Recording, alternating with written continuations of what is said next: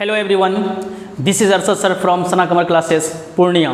Dear students, आज हम आप लोगों को हम पढ़ाने वाले हैं इम्फैटिक सेंटेंस। इम्फैटिक सेंटेंस ये आपका होगा पार्ट 2 होगा आपका, है ना। पार्ट 1 पढ़ा चुके हैं, यानी प्रेजेंट इंडेफिनिट टेंस जो है वो पढ़ा चुके हैं। प्रेजेंट इंडेफिनिट टेंस का इम्फैटिक सेंटेंस कैसे बनेगा उसको पिछले वीडियो में जो है आप एक बार जाकर देख लीजिए, अगर नहीं देखे हैं तो एक बार थोड़ा सा हम रिवीजन कर देते हैं, देख लीजिए।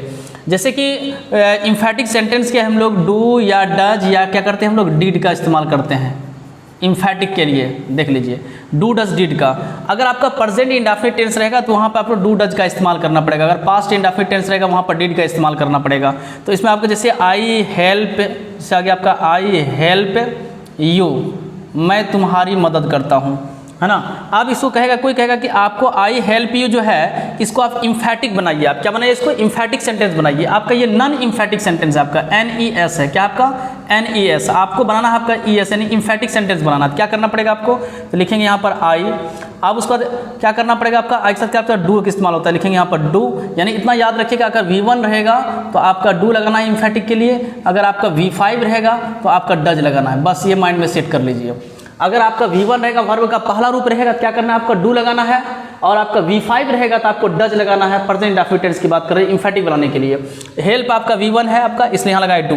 अब इसके बाद क्या चाहिए आपका, V1 चाहिए आपका, फिर यहाँ लगा देंगे हेल्प आपका आई है। देखिए हेल्प, उसका जो आपका ऑब्जेक्ट रख देंगे आपका आई डू हेल्प यू, यानी आई हेल्प यू, मैं तुम्हारी मदद करता हूँ। अब आई डू हेल्प यू, मैं तुम्हारी मदद करता तो हूँ, ये हुआ इसका मतलब, मैं तुम्हारी मदद करता तो हूँ। तो जो आपका डू डज डिड है, ये जो आपका ये जो मीनिंग देता है खास करके इम्फैटिक सेंटेंस में, तो या जरूर या अवश्य का मीनिंग देता है।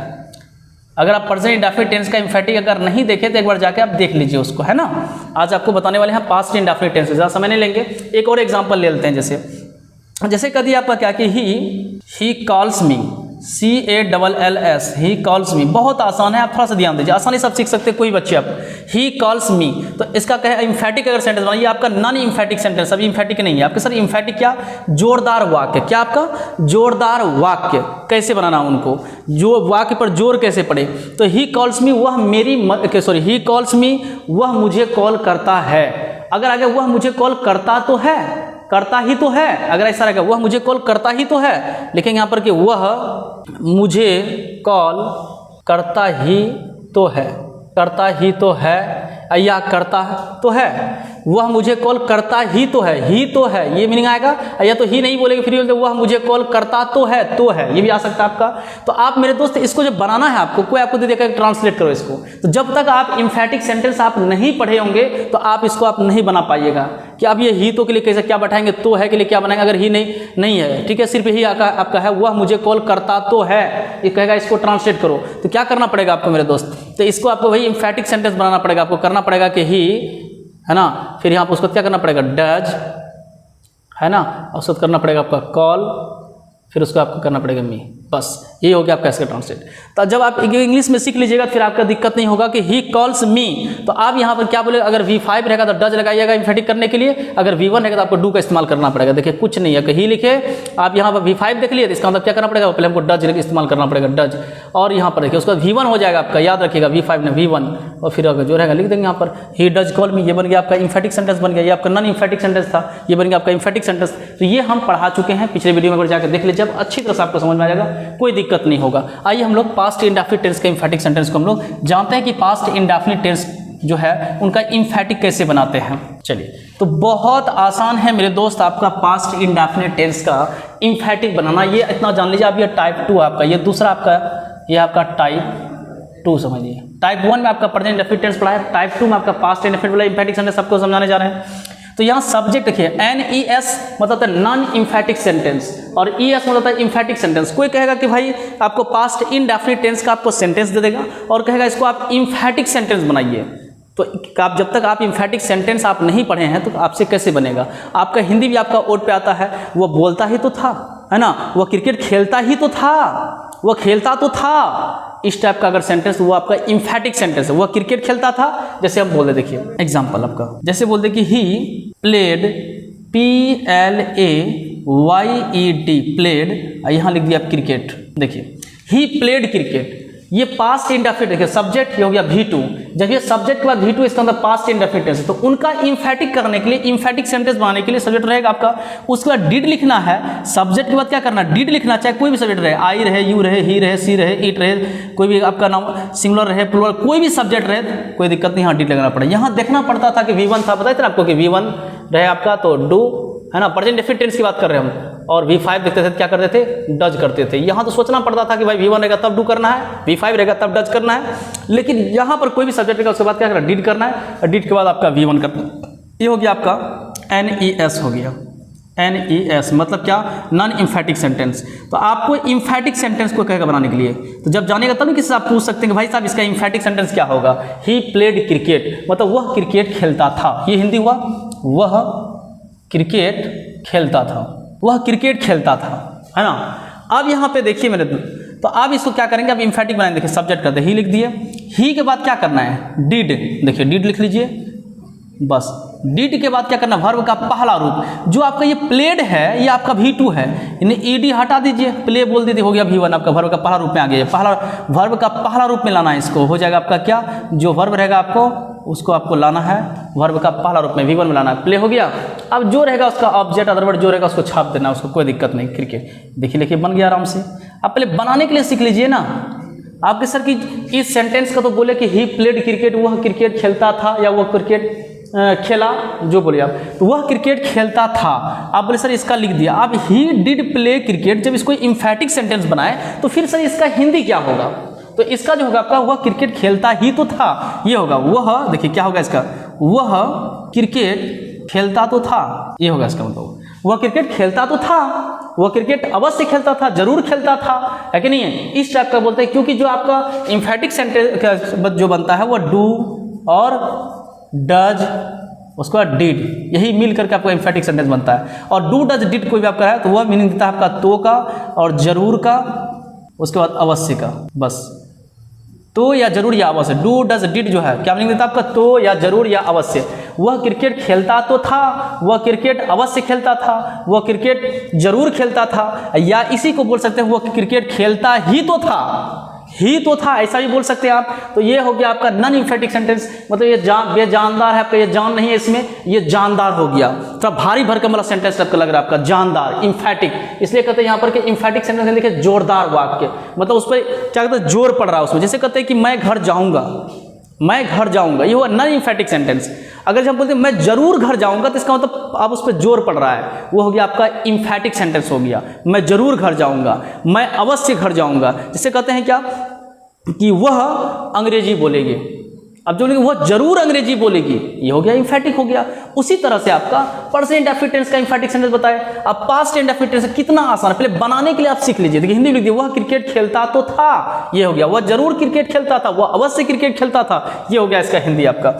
जैसे कहते हैं क्या, आई हेल्प्ड, पहले समझना कि भाई V2 में है कि नहीं है, पहले तो जानना पड़ेगा भाई कि ये पास्ट इंडेफिनिट टेंस में है कि प्रेजेंट इंडेफिनिट टेंस में है। ये हो गया आपका non emphatic sentence, non emphatic sentence. अब यहां बनाना है आपको इम्फेटिक सेंटेंस बनाना है। क्या बनाना है आपको, इम्फेटिक सेंटेंस। क्या करना है, देखिए कंपोजिशन लिखा हुआ आपका, सब्जेक्ट का आता है, देखिए हेल्प्ड, ये आपका V2, ये क्या आपका है, ये V2 है, ये क्या आपका V2, वर्ब का दूसरा रूप है ना। तो सब्जेक्ट के बाद अगर V2 आ जाए, जब सब्जेक्ट के बाद अगर V2 रहे, इतना माइंड में सेट कर लेना है कि सब उसको सब्जेक्ट के बाद पहले डिड लिखिएगा, तब V1 कीजिएगा, आपका इम्फेटिक सेंटेंस बन जाएगा वो। देखिए आई लिख दिए, आई के बाद क्या करना है, डिड करेंगे। कोई बच्चा यहाँ पे ध्यान से देखने की कोशिश कीजिए, यहाँ लिख दिया आपका डिड, क्या कर दिए, डिड लिखे। उसको डिड के बाद क्या कहता है आपका V1, कंपोजिशन करा V1, तो याद रखिए यहाँ पर हेल्प नहीं होकर के हेल्प हो जाएगा। क्या हो जाएगा, हेल्प हो जाएगा, ठीक है। उसका जो आपका ऑब्जेक्ट रहे, अदर वर्ड रहे, लिख देंगे। I did help you. आपके सर मीनिंग इसका फिर क्या हुआ, नॉन इम्फेटिक सेंटेंस का सर हिंदी बताइए, और इम्फेटिक सेंटेंस का फिर क्या हिंदी होगी आपका, आई हेल्प्ड यू। इसका मतलब कि मैंने तुम्हारी मदद की, या मैं तुम्हारी मदद करता था, मैं तुम्हारी मदद करता था, ये भी बोल सकते हैं। मैंने तुम्हारी मदद की, ये भी बोल सकते हैं। मैं तुम्हारी मदद करता था, मैं तुम्हारी मदद करता था। अब ये भी हिंदी बोल सकते हैं, मैं तुम्हारी मदद करता था, या बोल सकते मैंने तुम्हारी मदद की, ये भी बोल सकते हैं इसका हिंदी। अब sir I did help you, तो क्या होगा, मैं तुम्हारी मदद करता तो था, ये हो जाएगा। मैं तुम्हारी मदद करता तो था, ये हो जाएगा। मैं, देखिए मैं तुम्हारी मदद करता तो था, ये हो जाएगा। अब कभी भी कोई आपसे अगर हो सकता है कि आपको ट्रांसलेशन पूछ लेता कि मैं तुम्हारी मदद करता तो था, इसका ट्रांसलेट करो, मैं तुम्हारी मदद जरूर करता था, अवश्य करता था, है ना, या रहेगा मैं तुम्हारी मदद करता ही तो था, ऐसा भी रहेगा। कोई कहेगा इसको ट्रांसलेट करो। तो जब तक आप इम्फेटिक सेंटेंस आप नहीं पढ़े होते मेरे दोस्त, तो आपसे नहीं बनेगा।